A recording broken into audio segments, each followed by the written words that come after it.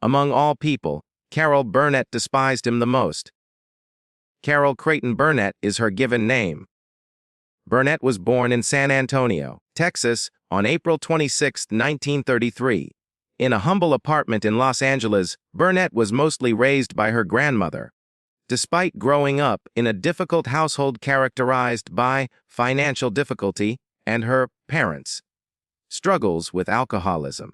Despite everything, she found solace in her imagination and humor, which she used to entertain herself and her classmates with her natural talent for mimicry and humorous performances. When Burnett enrolled at UCLA with the intention of majoring in journalism, her rise to prominence really took off. But her aspirations were swiftly redirected by a passion for the performing arts.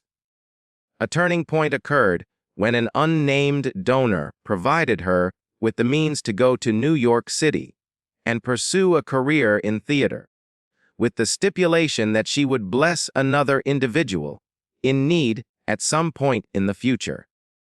This selfless deed would come to represent Burnett's philosophy on life and work a foundation in gratitude, kindness, and paying it forward. Burnett first appeared on television in the 1950s, making appearances on talk shows and variety shows. Her most famous show, The Gary Moore Show, showcased her physical comedy, expressive countenance, and talent for moving between outrageous humor and genuine sincerity. I Made a Fool of Myself over John Foster Dulles. Her breakthrough performance demonstrated not just her comic timing, but also her willingness to mock even the most unexpected subjects with her daring attitude. Her talent for self-deprecation and raw honesty won over audiences and would serve as her trademarks throughout her career. In 1967, her career reached its zenith with the debut of The Carol Burnett Show on CBS. During an era when men predominated over television variety shows, Burnett broke barriers by being the first female host of a long-running prime-time variety sketch program. For 11 seasons, ending in 1978, the show dazzled audiences with its combination of biting satire, outstanding character work, musical performances, and unforgettable skits, many of which have become cultural icons. Whether she was playing the outrageously uncomfortable secretary Mrs. Wiggins, the perpetually unkempt Eunice in the family comedy, or parodying classic films in intricate spoofs like Went with the Wind, Burnett shone an unprecedented versatility and bravery in her profession. Some of television's most iconic moments were created by her chemistry with the ensemble cast, which included Lyle Waggoner, Vicki Lawrence, Tim Conway, and Harvey Korman. Outside of the viewfinder, a trademark of Burnett's approachability and kindness became her trademark audience Q&A sessions that would kick off each show. Going on stage in her evening gown, she would take questions from the crowd and answer them with candor, humor, and an abundance of anecdotes about her life. People felt as though they knew her on a personal level because of how open she was with them. Among Burnett's many honors are the Presidential Medal of Freedom, a slew of Golden Globes and Emmys. In 2003, she received the Kennedy Center Honors, and in 2013, she was awarded the Mark Twain Prize for American Humor. These accolades solidified her status as a cultural trailblazer who helped many women break into the entertainment industry, in addition to her comedic genius. Beyond her achievements in the workplace, Burnett has shown incredible bravery in the face of personal adversity. Among her family's misfortunes was the 2002 death of her daughter Carrie Hamilton from cancer. Since then, she has been an example to those going through tough times thanks to her candid discussions of loss, perseverance, and the restorative power of comedy. Her autobiographies, including This Time Together and One More Time, provide honest and moving accounts of her life, work, and the individuals who had an impact on it. Carol Burnett's legacy lives on in the modern comedy and entertainment industries. She broke barriers as a female host in a male-dominated industry and continues to inspire performers of all stripes with her physical slapstick and smart, character-driven humor. Other notable figures who have drawn inspiration from her include Tina Fey and Kristen Wiig. She keeps appearing in films and TV shows well into her twilight years, demonstrating that her comic timing has never faded. The iconic comic and television star Carol Burnett was greatly influenced by her personal life, particularly her marriages. Don Soroyan, her college love, was her first husband. On December 15, 1955, the pair tied the knot, starting a fresh chapter in Burnett's life as a young adult. Burnett was still in the early phases of her profession and coming into her own as an adult when this happened. But there were problems in their relationship that caused it to end, and they divorced in 1962. For Burnett, this was a pivotal time because it coincided with her steady climb to stardom and entry into the entertainment world, providing a complicated emotional groundwork amidst her increasing professional obligations. A turning point in Burnett's life came when she met Joe Hamilton, not long after her divorce from Soroyan. She wed Hamilton, a man who had a significant impact on her life and work, on May 4, 1963. Joe Hamilton had extensive experience as a television producer. Their mixed family dynamic was further complicated by the fact that he was a divorced father of 8 children. He already had a foot in the entertainment industry's door because he was Kip Hamilton's brother.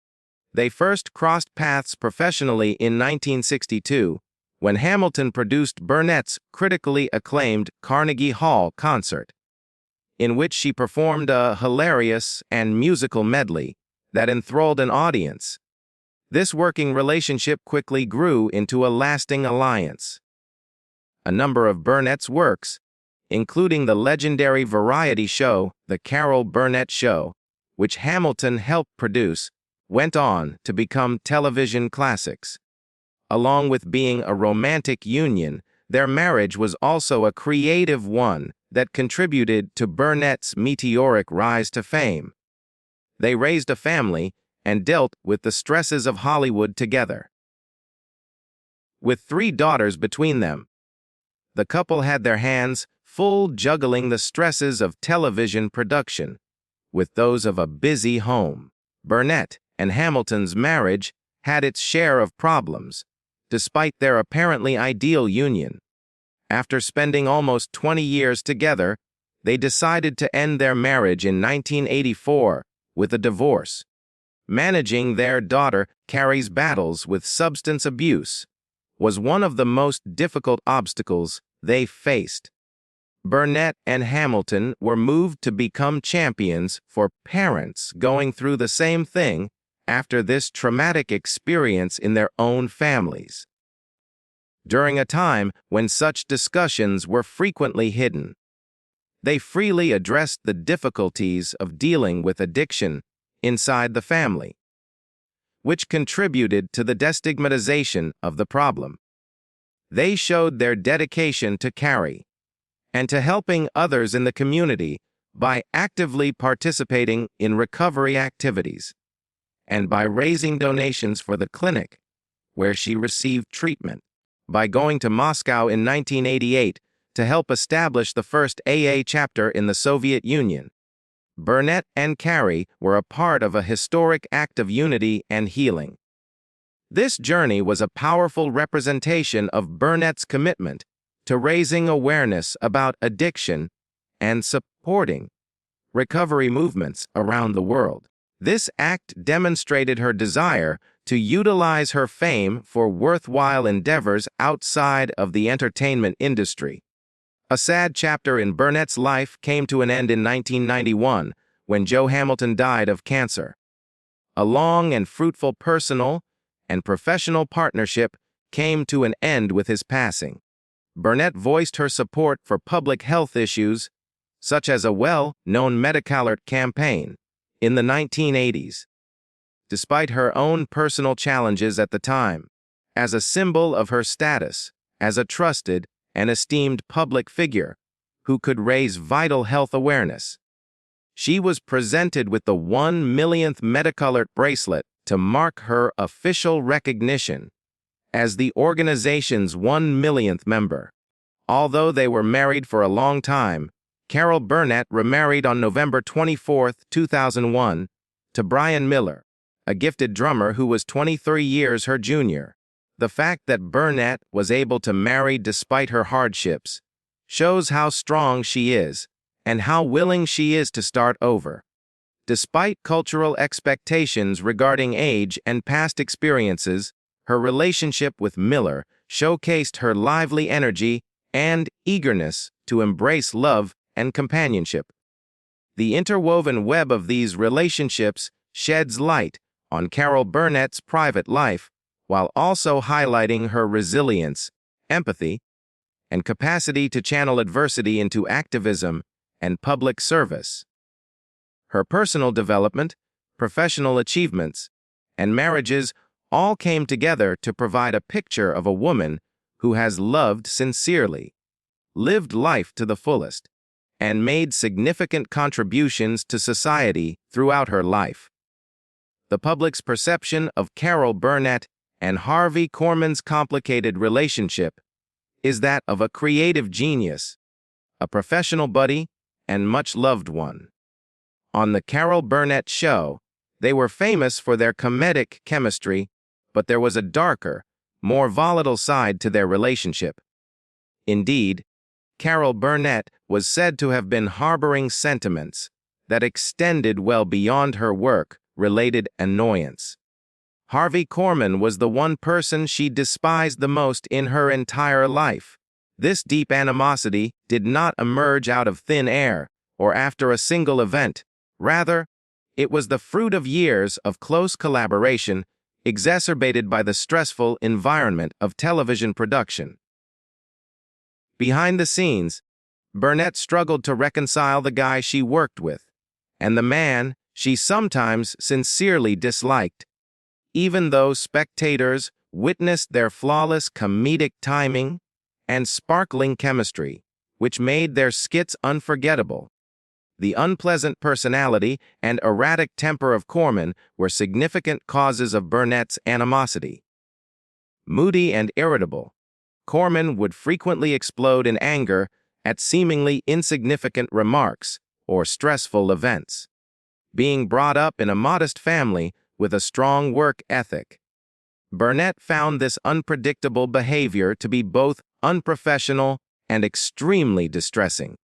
The actors and crew relied on Korman's emotions to foster creativity, but she worried that Korman's mood swings could poison the atmosphere. Furthermore, Burnett claims that Korman's occasional hotness and feeling of entitlement wounded her. Though they were both extremely gifted, Burnett frequently felt that Korman did not appreciate her efforts or the sacrifices she made to ensure the show ran well. In her opinion, he was the type of person who was quick to claim credit for his own successes, but lacked appreciation for those who had a hand in his meteoric rise to the top. Burnett felt this disrespect particularly acutely because of her personal problems and insecurities in the male-dominated entertainment industry of that era. The strain was further intensified by interpersonal conflicts. Even though Burnett was famously compassionate and caring, she secretly felt irritated by Korman's coldness and indifference on several occasions. Burnett occasionally felt lonely and emotionally unsupported due to their on-screen relationship, never developing into a true friendship, because it was so at odds with the happy public picture they presented. This intimate distance intensified her hate. Years later, in interviews, Burnett wasn't afraid to admit that her feelings for Korman were complex and hurtful. Despite her admiration for his comic genius and acknowledgement of his indisputable talent, she confessed that there were moments when she could not tolerate him. On occasions when there was a disagreement or when Corman's actions disturbed the peace of their workplace, her feelings of disappointment, wrath, and exasperation verged on actual hatred. The fact that Burnett and Corman spent so much time together throughout the show's run only served to heighten their already intense animosity, since the negative aspects were impossible to escape or disregard. They were inseparable as a couple, which magnified any slight or complaint, unlike more casual coworkers. Burnett felt even more pressured by these emotions because she wanted to keep her professionalism intact, which meant she had to repress a lot of her anger, whether she was on set or in public. Because Burnett cared so deeply about the show and her coworkers, her animosity toward Corman mirrored that. After years of working together productively, the emotional toll of a creative partnership breakup can be devastating. There were times when Burnett felt the most intense animosity she had ever felt toward anyone due to the poisonous dynamic that resulted from unfulfilled expectations, interpersonal conflicts, and work demands. The reality behind the show business gloss is ultimately demonstrated by this difficult connection. The reality behind the scenes was much messier, but moviegoers remember Burnett and Corman as the ideal comedy team, consisting of the profound and occasionally harsh emotions that result from the clash of two powerful personalities, as well as emotional conflicts and battles for control. The relationships underlying the laughs were actually complex and personal.